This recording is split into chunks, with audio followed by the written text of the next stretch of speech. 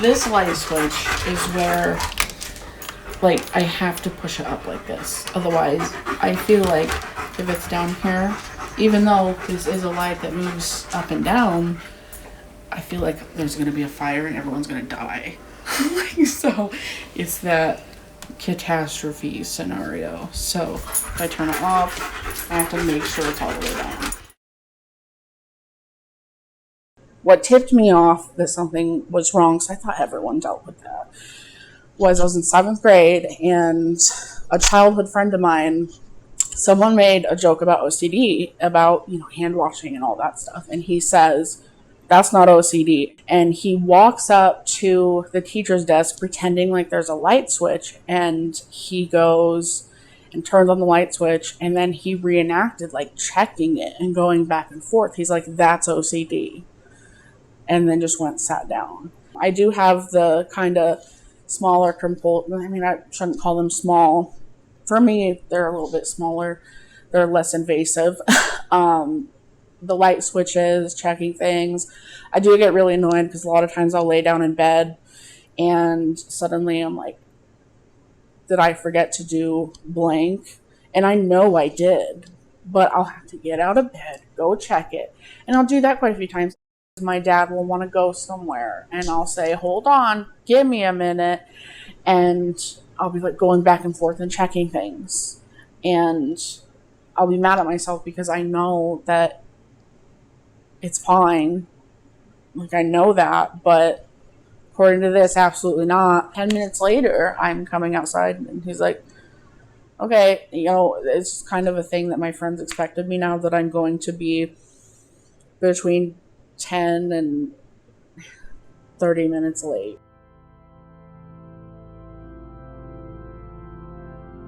My main obsession centers around religion, specifically demons.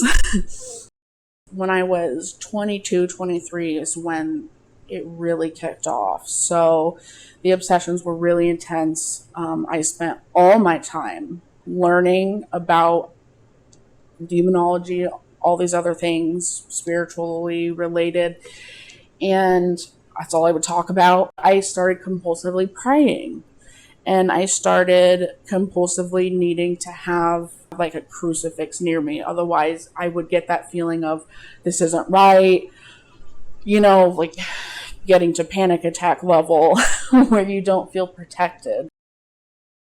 So this mirror is currently turned upward. When I was doing my makeup, obviously you have it this way, and I move it up because I think that if it's facing this way, wherever it's facing, something is going to come out of it and like attack me, something that's evil specifically. But sometimes I will think, oh, well, the magnification's on this side, so it's magnifying whatever is evil down there and up here. So sometimes it's just a lose-lose. Like, I'll just put it like this because it makes me feel better most of the time.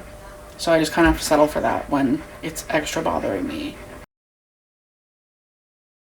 Every night, like, I can't fall asleep without doing, some of them, like the praying, making sure the mirrors are a certain way, making sure my door is at whatever angle feels right that night, making sure something over on my desk isn't moved out of place.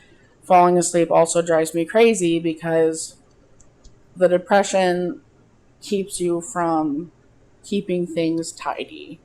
But then also my OCD is telling me this has to be right, this has to be in its right spot, or everything's wrong. So it creates this horrible dichotomy. For me, it's really debilitating, and I know it is for so many people. Most people with OCD are very aware of what's going on, and that's why it's so distressing, because you know that this is not right, or I'm being off. It makes you feel crazy. But it keeps happening and you can't stop it. I get that it's part of a trend to say I'm so OCD. No. You just like things to be a certain way. That does not mean you have OCD. Just because you have meticulous behaviors, or maybe you're more of just in general that kind of person that likes things to be kept in order. There are plenty of people like that that don't have OCD. And that just feeds into the misconception of it. I think it definitely downplays the struggles that people go through, like, because they don't understand where it comes from, and it causes people to take it way less seriously. I would just appreciate it if people could learn to reword things. Advice I would give to someone who's suffering from OCD. The biggest thing is, I know how embarrassing it is to talk about it to someone. Be as honest as you can with someone, like someone you trust, because doing it on your own, it's so hard. I know I've personally dealt with a lot of suicidal thoughts because of it, and being chronically suicidal because of it, because I would think, well, it's not going away. It felt like no matter what I would do, it wouldn't leave. But ultimately, there are things that do help me. I know it's hard just to say, be hopeful. That doesn't come out of nowhere. Think about who you want to be. Like, every single night after I do my compulsive praying, finishing up my little routine, I visualize, like, okay, who do I want to be? And for me, I want to be someone who knows how to handle what's going on in my head, because I know at this point in my life it's not going to go away. And that sounds really sad, but it's also it was a really freeing thing to realize that, and let go of the dream where I would live a 100% normal life someday.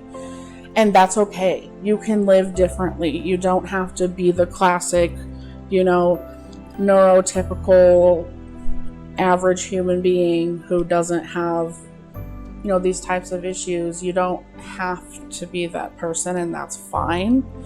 You can live differently, and that's fine. Do what you need to do. That's really it.